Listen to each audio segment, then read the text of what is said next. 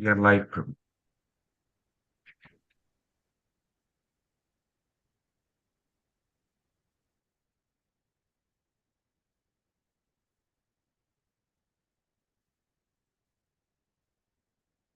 ॐ ज्ञानतिमिरान्धस्य ज्ञानाञ्जनशलाकया चक्षुरुन्मिलितं येन तस्मै श्रीगुरवे नमः।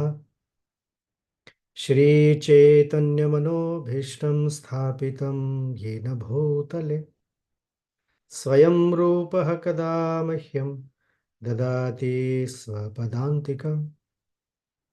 वाञ्छाकल्पतरुभ्यश्च कृपासिन्धुभ्य एव च पतितानां पावनेभ्यो वैष्णवेभ्यो नमो नमः। जय श्री कृष्ण चैतन्य प्रभो नित्यानंद श्री अद्वैत गदाधर श्रीवासादि गौर भक्तवृंद। हरे कृष्ण कृष्ण कृष्ण हरे हरे, हरे राम हरे राम राम राम हरे हरे। मनोजवं मारुततुल्यवेगं जितेन्द्रियं बुद्धिमतां वरिष्ठं वातात्मजं वानरयूथमुख्यं श्रीरामदूतं शिरसा नमामि। कूजन्तं राम रामेति मधुरं मधुराक्षरम् आरुह्य कविताशाखां वन्दे वाल्मीकिकोकिलम्। आपदामपहर्तारं दातारं सर्वसम्पदां लोकाभिरामं श्रीरामं भूयो भूयो नमाम्यहम्। दक्षिणे लक्ष्मणो यस्य वामे च जनकात्मजा पुरतो मारुतिर्यस्य तं वन्दे रघुनन्दनम्।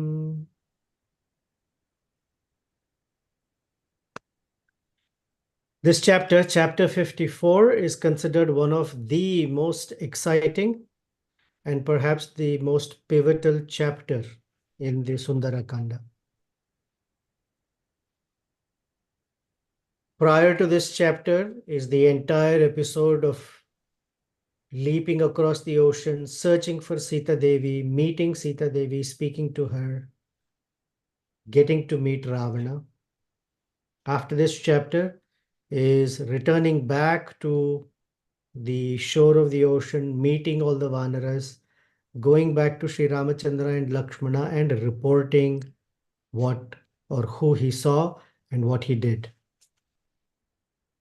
This chapter, chapter 54, is considered one of the most important chapters. In fact, every chapter, every verse, every half a verse, every quarter of a verse is important across Sundara Kanda. Among them, this is considered a highlight. This is considered a highlight from the Sri Vaishnava perspective, that they have a method called Samashrayana, where it's likened to initiation, but it is the offering of oneself, mind, body, and words to the Supreme Lord and one's Guru, and what the Guru does in response or in reciprocation. So we will touch those aspects as well. It's a long chapter. Let's see how much we can get done, how much we have the time to unravel certain things, but very important chapter. The meditation for this chapter are the verses, as one verse from yesterday, not yesterday, last week when we met, and another verse from Sri Ramcharitmanas. The verse we spoke of last week was Ulangya Sindho Salilam Salilam Yashokavahnim Janakatmajaya Adayatene Vadadaha Lankam Namamif Pranjalir Anjaneyam. I offer my obeisances with folded hands to the son of Anjana Devi, Sri Hanumanji, who jumped across the ocean, the formidable ocean of water, as if it were a play for him. He took the fire of lamentation, the embers of the fire of lamentation from Sita Devi,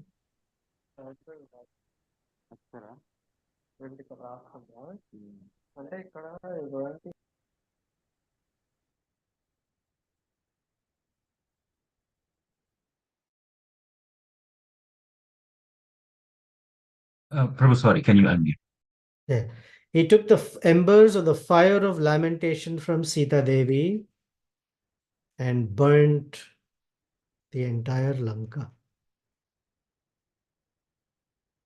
Similarly, in Sri Ramacharitammanas, in the Hanuman, not Ramacharitammanas, the Hanuman Chalisa, we hear सूक्ष्म रूप धरि सियहि दिखावा विकट रूप धरि लंक जरावा भीम रूप धरि असुर संहारे रामचंद्र के काज सवारे. Sukshma Rupa. We heard when Hanuman entered Lanka, he became the size of a cat. Sukshma, smaller form that no one can recognize, no one can easily spot. He was hiding behind the leaves of the Simshupa tree. Vikata Rupa Dhari. The form of Hanuman at this point, when he's standing at the gate of Lanka, looking as to what else needs to be done, his form was Vikata, fearsome, massive, powerful, eyes filled with anger out of service for Sri Ramachandra. And he says, Bhima Rupa Dhari Asura Samhare, and took a massive, massive form to crush all the demons. Ramachandra ke kaaj savare, and he fulfilled Sri Ramachandra's desire that Sita Devi be searched and found where she is. So chapter 54 begins with Hanumanji standing at the gate of Lanka. Vikshamanas Lanka, Lankam, Kapihi, Kruta Manoratha, Vardhamana Utsaha, Karya Shesham Achintayat. From where he's standing, he's looking at the entire Lanka. Vikshamanas Lanka. Kapihi, Krita Manoratha. Kapihi is Hanumanji. Valmiki uses the word Kapi. Krita Manoratha, his desire was fulfilled. The desire that I had to come to Lanka to find the whereabouts of Sita Devi. I wanted to get a full estimation of Lanka. I wanted to meet Ravana. And then, as he's thinking this, Vardhamana Sam Utsaha, his enthusiasm became highly expanded. Vardhamana became so increased, like, yeah. And Karyam Shesham Achintayat. So he started thinking, what else has to be accomplished right now? So he takes a little stock of what he has done. Kinnu khalva avasishtam me kartavyam sampratam. Right now, what else is left for me to do? Such that I can santapa jananam bhavet, that I can put Ravana and all of his Lanka in further distress. Let's see what all I have done. Vanam tavat pramathitam prakrishta rakshasa hataha. So he says, pramatitham, like a maddened person, I destroyed Ashoka Vana. Prakrishta rakshasa hataha. And all this powerful Rakshasas. Prakrishta means very, very powerful. Hataha, I killed. Aksha, I killed all the different Rakshasas that came to me with their many, many, many followers. Some account says more than 80,000 Rakshasas were finished by Hanumanji. And then he says, Bala Ekadesha Kshapitaha. I destroyed an entire division of Ravana's army. Shesham Durga Vinashanam. Now, what is left is the main palace of Ravana. That I have to finish off. Now, here, Durgam, the fort, literally it means fort, can mean the physical fort, but can also mean that everything that Ravana has built his power upon.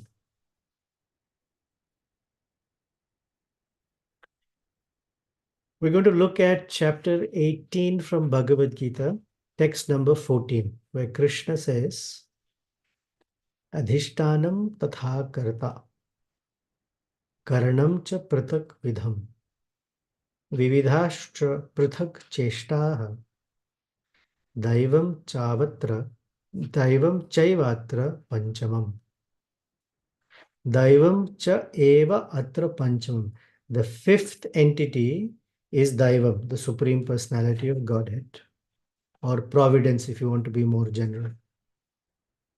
So Krishna is describing to Arjuna that for any action to happen, for any karma to be manifest, 5 factors of action are required. Adhishtanam, the place for where the action has to be performed is required. The arena, the place. Karta, the actual doer or the person who's performing that work. Karanam cha prithak vidham karanam. The varieties of instruments that a person needs, the facilities to be able to perform that action. And prithak cheshta vividhashtra, and the different kinds of endeavors or desires. Cheshta is the endeavor. So there's the endeavors, there are the instruments, there's the place, and the doer. Only when these 4 are there, action can happen. But the permission, the sanction, or the ability to connect with matter comes from Daivam. So in the line of when at the time of initiation, if the disciple or the student is ready to dedicate oneself to the Guru, then the Guru systematically eliminates piece by piece the conditioned living entity's desire and proclivity to engage with matter. We're used to the phrase fruitive activities. Fruitive activity simply means I have a desire to satisfy this body and mind, and therefore my intelligence works in ways to tell me how best to use my senses to get the desired outcome for me. It's for my enjoyment. It's for the satisfaction of my senses. So the spiritual master has to work on all levels, looking at the sense objects. And a person looks at, touches, smells, hears, or sees, then the first thing is I want to enjoy it. Or I want to ignore it, because if I look at it, hear it, touch it, smell it, I won't enjoy. So it's either I want to increase my enjoyment or I want to decrease my distress. And the mind has all these desires, and the intelligence helps this mind, because the false ego says, I am this body, I am here for enjoying it. The dismantling of this fruitive activity, which Rishabdev calls Karmatmakam Yena. Karmatmakam is the mind filled with fruitive desires, Yena Sharira Bandha, by which one becomes bound to a mortal body. And the Guru wants to break that cycle, assuming that this disciple or student also wants that. And so there is a systematic way in which this is dismantled. So there is Adhishtanam, there is Karta, there is Karanam, instruments, and Cheshta.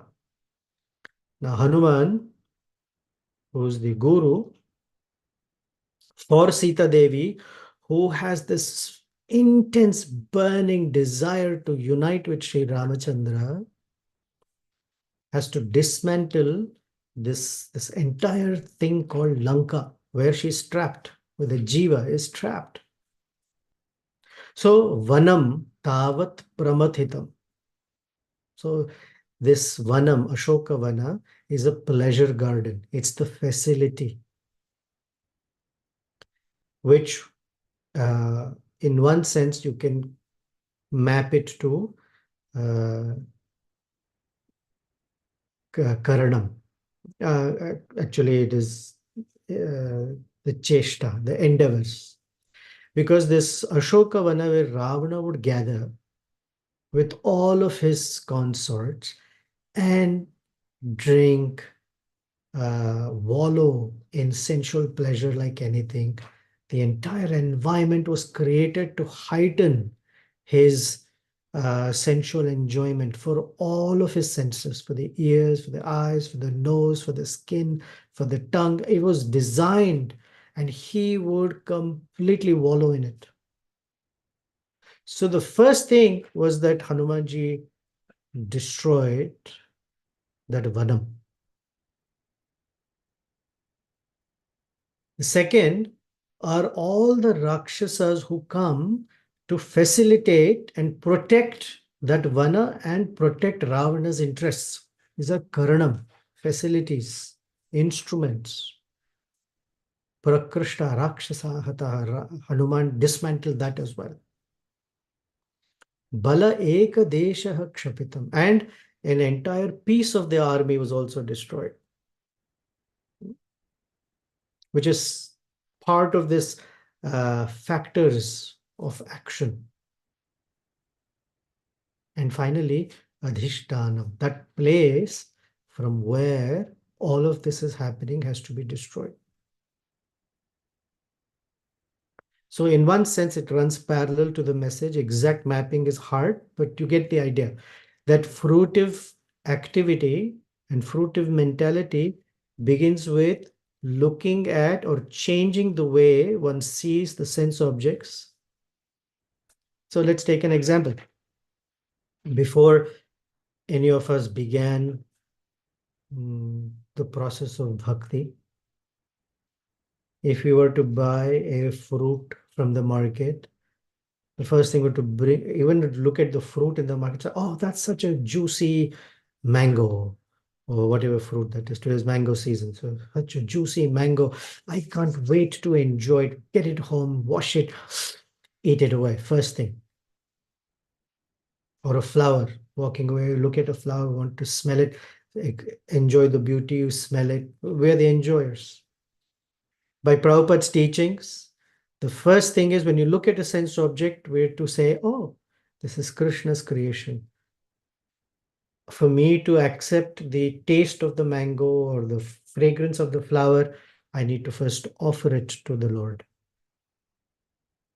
So the sense objects are seen differently. So that enjoyment mentality is dismantled.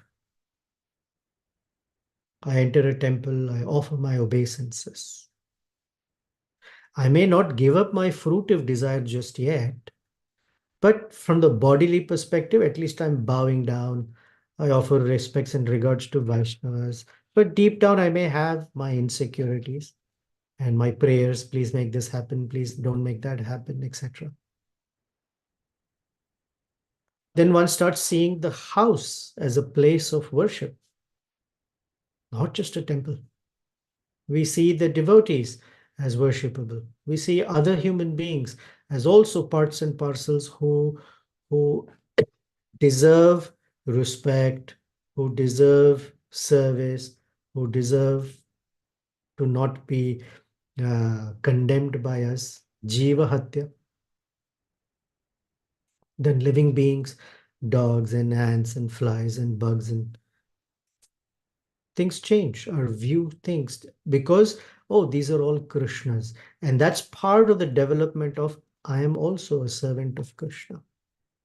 I'm a servant of the Supreme Personality, Sri Ramachandra. But it is done by that person who's already saying, Dasoham Kosalendrasya Ramasya Aklishta Karmanaha. So the spiritual master is the one who makes this transformation. So this chapter is such a chapter. So then Hanuman says, if I destroy this entire Durga, the fort in which Ravana is living, he says, Vinashate karma bhaved sukha parishramam.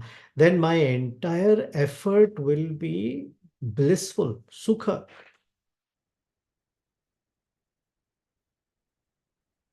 And he says, I can easily, successfully finish this task.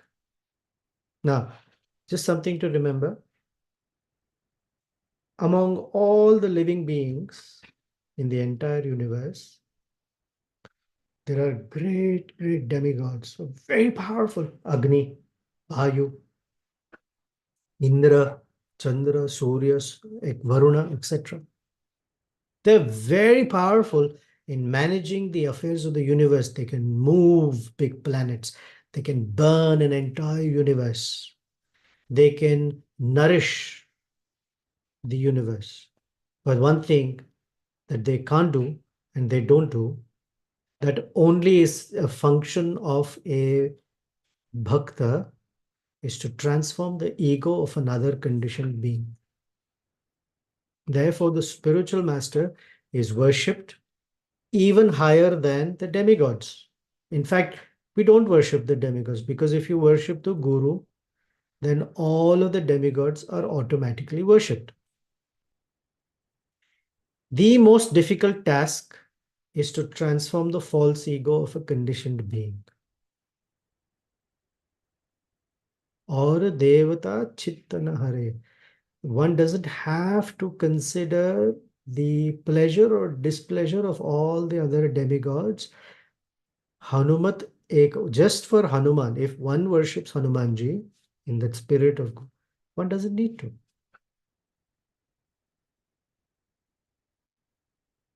So here Hanuman is thinking, my job is successful when I dismantle this entire Lanka. I need to make this Lanka come down to its knees, if you will, in such a way that Ramachandra can easily conquer.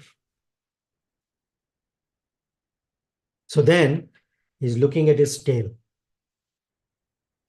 It is on fire.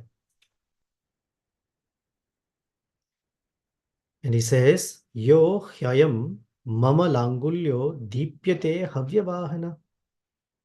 My tail is being lit or burnt by Agni Dev. And the word used here by Valmiki and thought by Hanumanji is Havyavahana. That's the name of fire.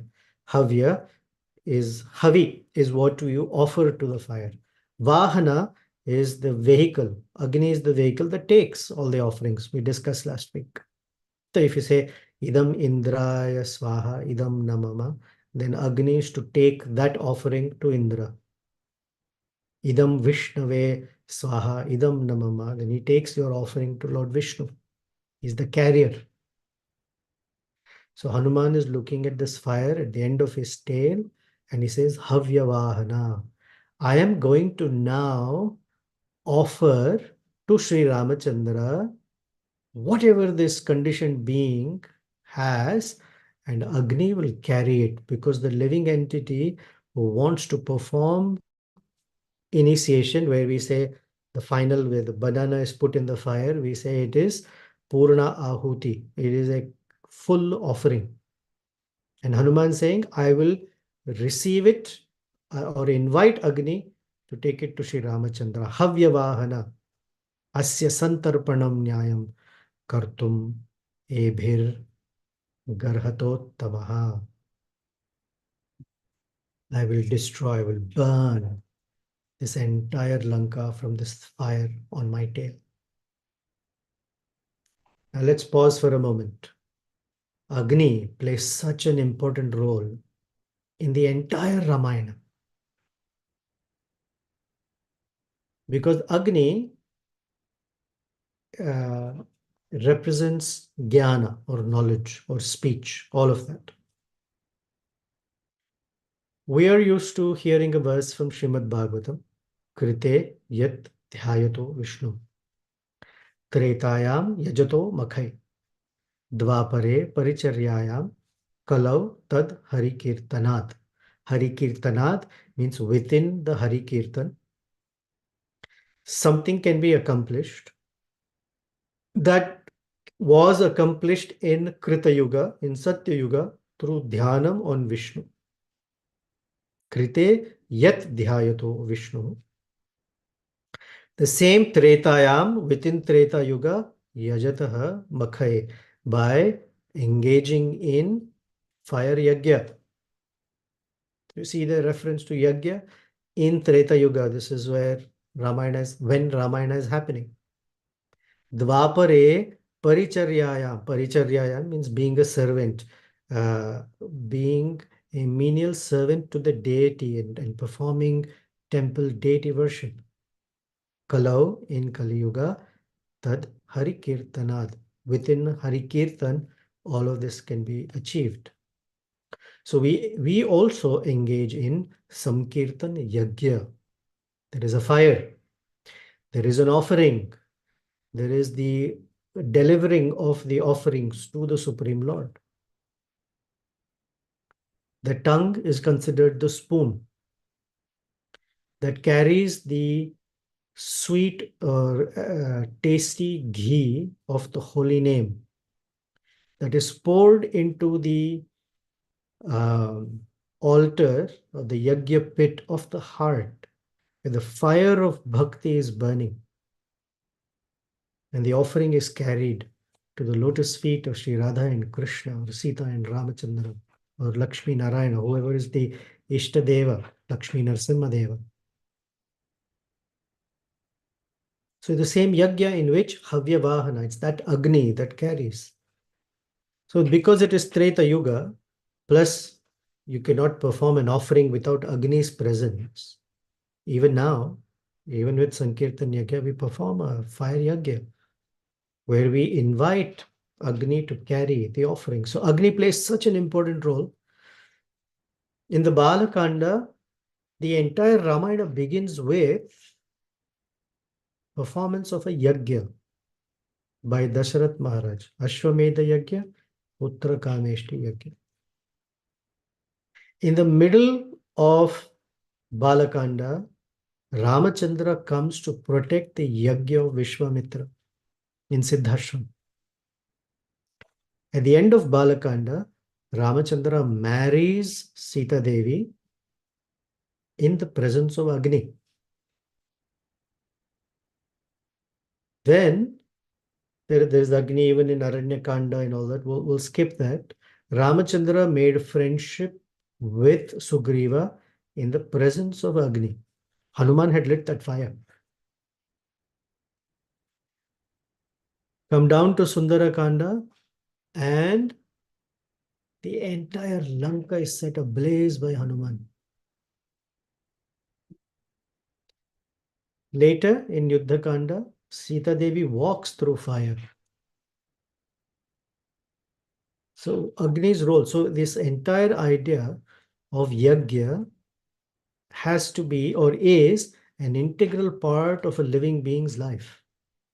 The spirit of sacrifice. What is it that's being sacrificed? The urge for enjoying sensual pleasures is being curved. That's the sacrifice. And for that, there is a burning, there's tapasya. It feels inconvenient. Instead, everything is offered to Sita and Ramachandra. So Hanuman, with his tail on fire. Now, this fire, it's interesting, it was lit by Ravana. And this fire is going to destroy Ravana. A very important lesson is when someone offends a devotee, the effect of that offense comes back to the offender in a way that it burns everything. It burns the plans. It burns physically things for people. So one should be very, very careful about Vaishnava Aparad. Now there is Vaishnava Aparad and then there is Guru Aparad, which is even higher.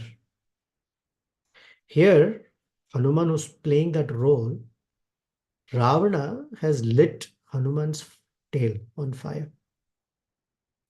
That very fire which he wanted to hurt Hanuman with is going to burn all of his possessions. The fire is Ravana's. The cloth that are tied around Hanuman's tail is Ravana's. The ghee is Ravana's. The ash, the burning, the black suit will all belong to Ravana only. Nothing will happen to Hanumanji.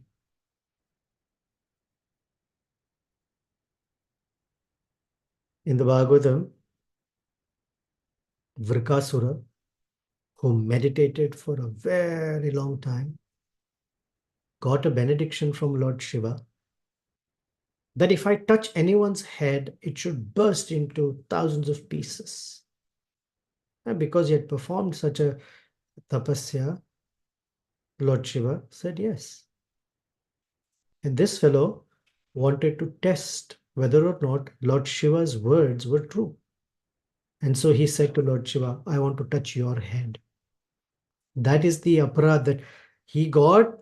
He got anything from the mercy of Lord Shiva and he's using it against Lord Shiva himself. Lord Shiva ran away from that place because his own words, not that he was afraid of the Rakshasa, is his own words he cannot defy. So he met a young Brahmin boy as he was running away, and this demon Vrikasura was pursuing. That young Brahmin boy, with his very sweet charm, told the Rakshasa, since you already have the power, sometimes I have seen in history that Lord Shiva's words don't come true. He made so many promises, but all of them did not come true. So I don't think this mayor, why don't you test it first of all? You know, when sometimes we put a pan on the fire or the iron on the ironing board, and we want to test if it is hot enough, we touch it. Although we've turned on the gas stove or the electric iron, that's our test if it is hot enough or not. We also do like that. So this boy, the Brahmin boy who's Vishnu or Krishna in disguise, told him, try it, touch. Don't even touch the altar, touch with one finger and see if it happens. And this foolish fellow became so charmed and enamored by that little boy that touched his own head and his head burst off. In my spiritual master's life, I've seen multiple situations where people defied, in fact, offended, went intentionally put him in distress, and he just patiently bore it. And within a period of time, their lives got destroyed. So one should be very, very careful. This is what Ravana has done. So Hanuman, from the gate of Lanka, jumped to the terraces and gardens and special rooms of all of Lanka, and without fear started lighting every house with fire. And he was so brave and so fast that he was jumping from one house to another house, one house to another house. And Valmiki says he was as fast as wind god, because he's the son of wind god. The first house that is described is of Prahashta. So Valmiki says, Aplutya Mahavegah Prahastasya Niveshanam. With great speed, he went to Prahasta's home. Agnim Tatra Sa Nikshipya Shvasanena Samobali, and quickly lit up Prahasta's home. From Prahasta's home, he went to Mahaparshva and lit up Mahaparshva's home. Mumocha Hanuman Agni Kala Anila Shikha Upama.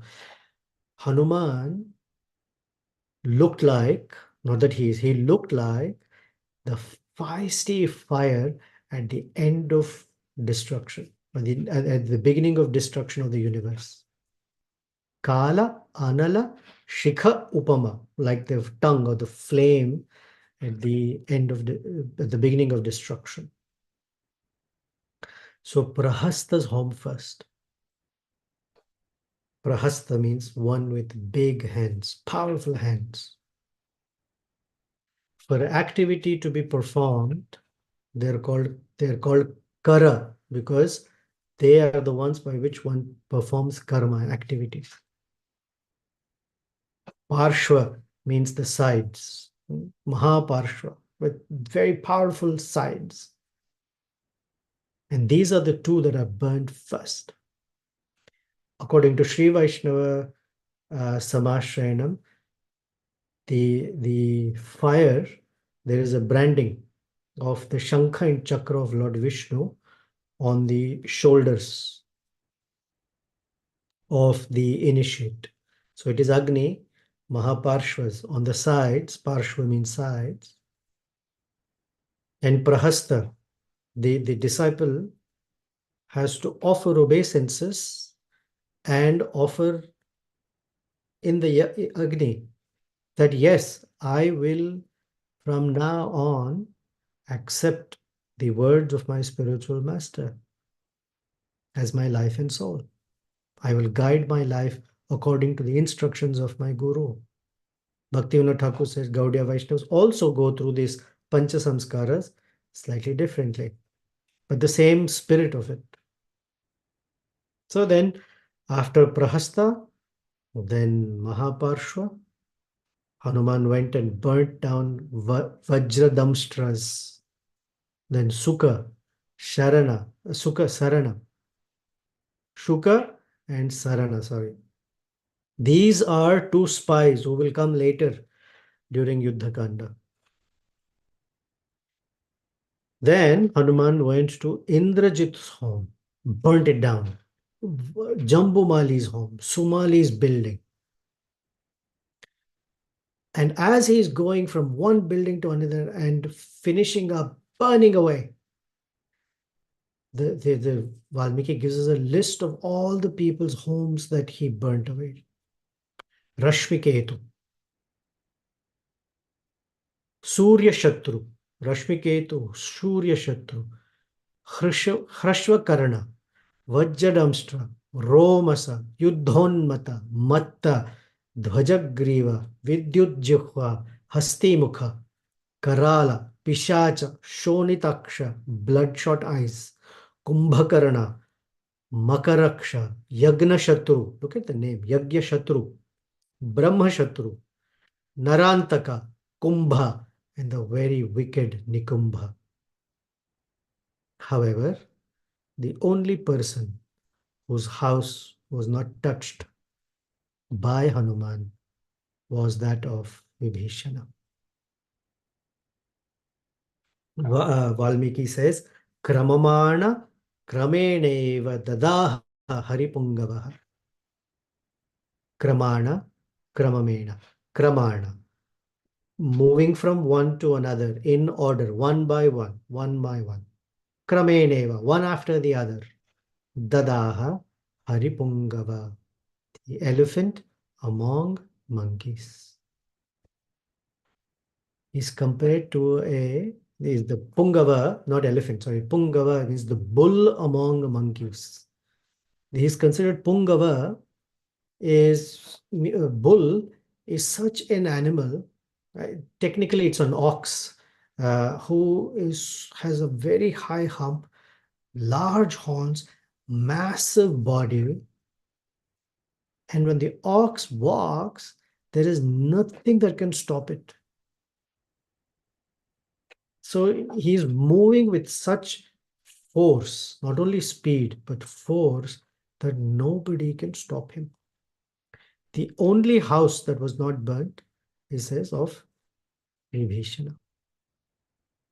I'm looking for that verse where he says only Vibhishana's house. Uh,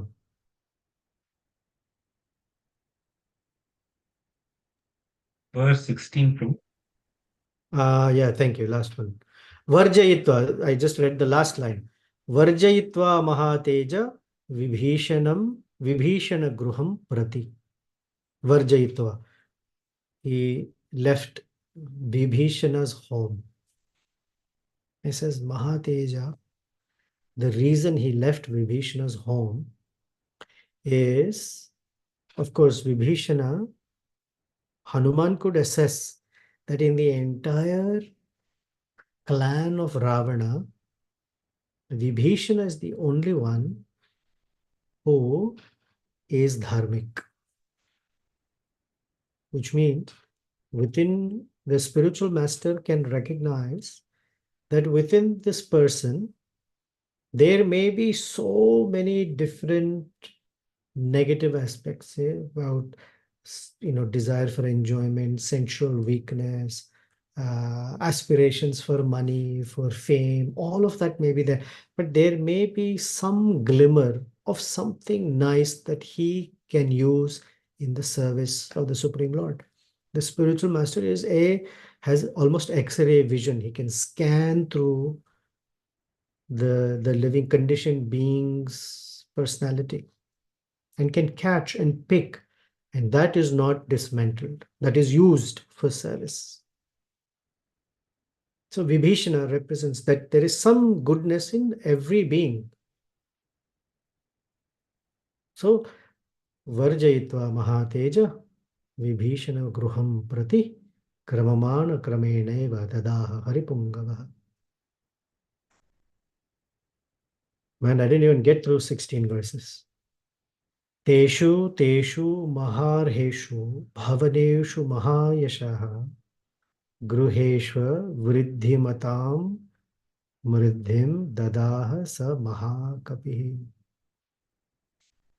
Teshu Maharheshu, from one house to another house, whatever luxurious things were there in any of the demons' house, he just completely burnt it down. The curtains, the sofas, the dining tables, the expensive fancy floors, the cupboards, the possessions, the utensils, the degrees on the walls, the wealth, the money, gold, silver, whatever was there, all burnt. And as Hanuman is doing this, both Vayu and Agni, because they're always friends, Agni and Vayu are always friends. Especially when Agni is stronger, then Vayu helps in a very special way. So if the flame is very small and there is a gust of wind, then that flame is extinguished. But if Agni is strong enough and you offer wind, for example, if you are burning firewood in a chula as a gas, as a stove, you take a fan and you fan it this way, the fire becomes bigger. Even when coal, it's burning and it has ash on top, a little wind will bring out Agni very strongly. So both Agni and Vayu decided we will support and help Hanuman. When the spiritual master is helping a conditioned soul, all the devatas participate in making the work of the spiritual master easier. They facilitate it. Now one may say, why Agni and Vayu are helping now? So in one of the commentaries called Shiromani, the Acharya says, up until this point, all the demigods were fearful of Ravana. Nobody dared. Individually, they all wanted to fight back, but individually they didn't have the power. Once Hanuman took on that task, then they said, oh, there is some possibility here, and they all gathered together. Since you're in India, they formed a coalition government again. They, they, they, they facilitated, they joined Hanuman. So like this, one after the other, one after the other. Then Hanuman went to Ravana's palace. That itself was like Meru and Mandara, massive, decorated with different jewels. Tatasmin, tatasmin asmin grihe mukhye nana ratna vibhushito. It was decorated with varieties of jewels, and jewels that we have never heard of, perhaps. Meru Mandara Kashaha. It was shining like Meru and Mandara mountains. Sarva Mangala Shobhite. It was looking so auspicious. Pradiptam Agnim Utsrujya Lanka Langulya Agre Pratishtitam. So that fire that was at the tip of his tail, he lit up Ravana's palace. Nanada Hanuman Viraha Yuganta Jalado Yatha. Yuga Anta Jalado Yatha. The loud roaring of Hanuman, Nanada Hanuman Viraha, was so dominating. It sounded like the Samvartaka cloud that were thundering at the end of the universe. Yuga Anta Jalada. Jalada is a cloud. Samvartaka clouds. Indra sent Samvartaka clouds to Govardhan to destroy the entire Govardhan area and the residents of Braj. Here Hanuman's roar is like Samvartaka clouds. And what does that roar indicate? Dasoham Kosalendrasya Ramasya Aklishta Karmana. That's what it indicates.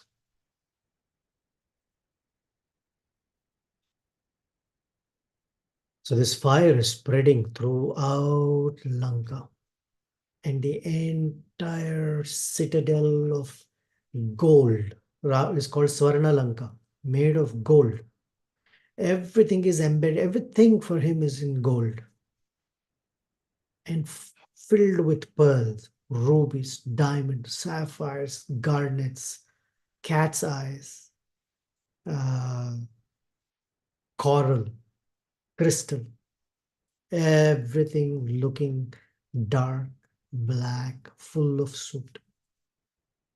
And people, the little rakshasas, rakshasis, kids, older people, they all were running out into the street, loudly saying, alas, alas, this fire god has come in the form of this Vanara. They were not able to protect themselves. They all ran out onto the streets.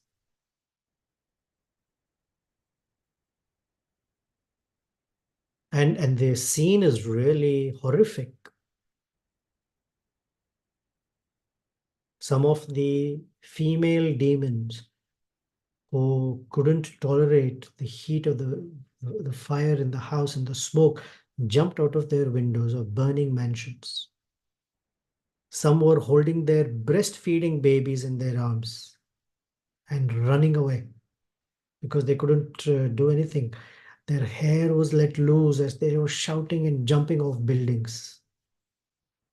And Valmiki says, as they were falling down from these buildings, they were looking like uh, little droplets of uh, glowing rain that, or little droplets of uh, flashing lightning that comes from the cloud, because they're all lit up. Women, babies, children, old people, everything got destroyed. And we're going to pause here because I'm anticipating a question. How is it that Hanuman, who's such a devotee, is killing women and old men and children?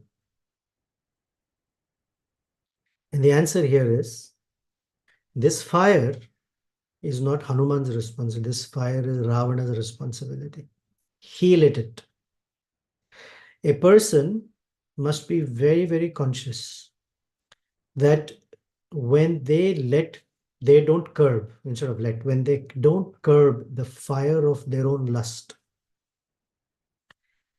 the consequence is that not only does that lust burn the person, but it burns their entire family.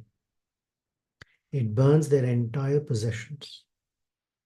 Another way, a person who offends a Vaishnava must be held responsible, of course, but that offense is such that the consequent burns everything and everyone within that family. Just as the head of a household, when he or she performs a good, I'm going to say he performs a good karma, then he alone doesn't enjoy the fruit of that good karma. The entire family enjoys it. Similarly, when this person does something, then an entire family also reaps the consequences of bad karma. This was the point Narada Muni asked Ratnakara. You are hunting here, saying that you have to feed your family. Ask your family if they will bear the little share of karma, the negative karma that comes to you. And his family said, oh, absolutely not. We don't want to take part in it. That was the transforming point for Ratnakar. It's an important principle. It's not Hanuman who's burning. It is Ravana who's the cause. Hanuman is just the instrument of that coming back to Ravana. So this entire blame squarely falls on Ravana's shoulders for what he has done. Up until that point, Lanka was somehow or the other thriving because Ravana also sustained some punya or good thing, that he was worshipping, he was following certain Vedic rules, and there was a weakness in him. Hanuman has warned Ravana in a couple of chapters ago, the moment you kidnapped Sita Devi, all of your good karma had extinguished at that point, and only bad karma started manifesting. And that is so strong that none of your good karma can show up. So from here on, it's only downhill for you, Ravana, unless you change your ways. So we'll stop at verse 26 and see if there are any questions or comments. First question I have for you. Would you like me to speed up the chapter and narrate the story and pick some highlight verses, or would you prefer this a little bit more analysis? Or what would your interest be? I'll follow whatever is your interest. Prabhu, the current pace is very nice. Thank you. That's one voice, but let's see. Yeah, detail analysis is good though. Okay. All right. Any questions, comments? I see you. Okay. Vamsidhari Prabhu's hand up. Vamsidhari Prabhu. Hare Krishna, Prabhu. Please accept my humble obeisances. Hare Krishna. Yes, this space is nice, Prabhu. Just going through the detail. Okay. I have a curious question, Prabhu, like the curiosity about what is anartha, or what is what is a signs of offense. Because in this Kali Yuga, like although practicing for some time, obviously there will be some hurt or some some kind of inconvenience caused by caused to the younger devotees at least. And then if that is the case with the practicing devotee for some time, what to speak of the younger devotees, it looks like offensiveness looks to be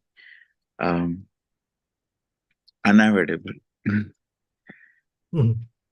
And then here also, even in Hanuman's case, he is also going and burning. Of course, he I don't know how he was able to save Vibhishna's house, but he was also. It also looks like offensive, if like that. So, just curious, what is it? What is it that signs of it, or what is it that one needs to be careful? So these are the things rolling in my mind. Let's take a few moments to work on this. We generally use the word offense perhaps loosely. Offense has one thing. There's a deliberate intention to hurt the other person or to malign the other person and bring down their character. That's an offense. Or neglecting of the rules of serving the deity. So that's another. We say seva aparad, where while worshipping the deity, we become neglectful. Call it seva aparad. Vaishnava aparad has a very deliberate intention to hurt by words, thoughts, or actions the other devotee, which is different from sin, where a person is weak and they act against the rules of dharma, either because they knowingly, unknowingly, weak, because Arjuna asks Krishna, Athakena prayuktoyam papam charati purushaha.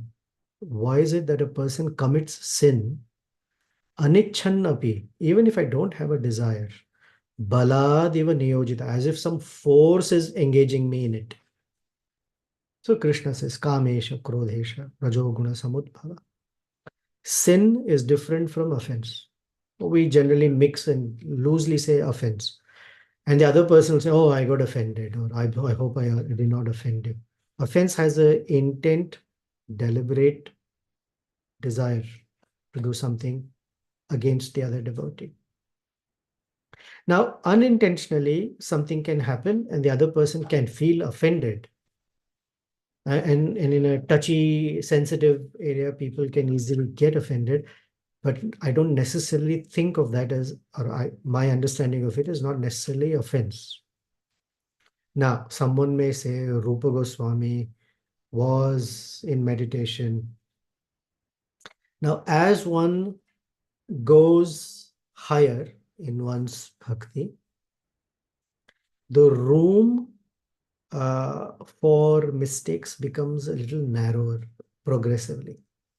Down here in the what we class the Janta department, Janta class, the room is very big.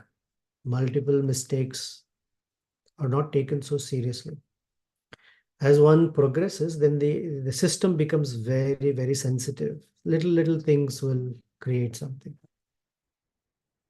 So what high up there and what below here may not look the same, don't have to look the same, and don't have to feel the same. But offense by definition is there is some intention. Now seva aparad is a little different because now you're in the presence of the Lord and not being aware of it. That's considered offense, in neglecting the Lord. There is an offense. We say offenses to the holy name. then there's offense to the spiritual master, neglecting the instructions. So neglecting here means I don't want to follow. That's an offense.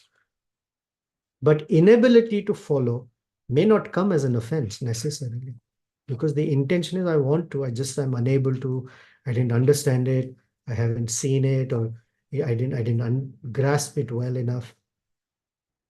But to say, I don't want to follow that, I will not do it, I don't think he understands me, I don't want to do it, that now enters the realm of offense. So it's a complex, it has different dimensions to it, but for now, let's take this to frame our conduct in. Okay, Vamsidhari Prabhu. Willfully bringing down the other person. There is a And- clear either bringing down or hurting. There is a intention, very specific, clear intention is there. Okay, Prabhu. Thank you, Prabhu. Sure, Prabhu. Thank you. Okay, anything else? Anyone? Any reflections as you're hearing what initiation means, what offering oneself to one's guru is? Are you pondering over these things? Because if you don't say it out, it doesn't enter the heart deeper. So try some reflection if you like.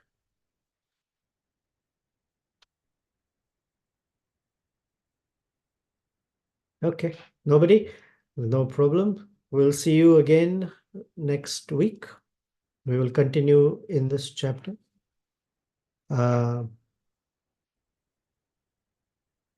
Sri Hanumanji as the playing this fascinating role of burning Lanka. That's why such a significant piece in the entire Ramayana. For us, we take this section with gratitude. The gratitude that the spiritual master, in such a deft, expert, and clever ways, helps the disciple go from the serious exploitative mentality as soon as he sees matter or she sees how I want to enjoy, to slowly, systematically, like he said, kramena, one by one, dismantles the entire Lanka, such that that little Sita Devi, that the Jiva, can fully offer himself or herself to Sri Ramachandra. And the role that the Guru and the Gurus, not one, multiple, the Gurus play in making that happen is such a glorious service that how many ever ways, how many ever times, how many ever lives one offers to such a personality or personalities to say thank you and offer gratitude is not enough. It'll never be enough. And so we are grateful for Valmiki Rishi to manifest such a wonderful scripture, for Sita, Rama, Lakshmana, Hanumanji to enact these pastimes, which is nothing but our story, so that that little fire in us, which is a small flame, may become a massive fire of offering ourselves to the lotus feet of Sri Sita and Ramachandra. Shri Shri Sita Ramachandra, Sita Rama Lakshman Hanuman Ji ki jai. Srila Prabhupada ki jai. Valmiki Rishi ki jai.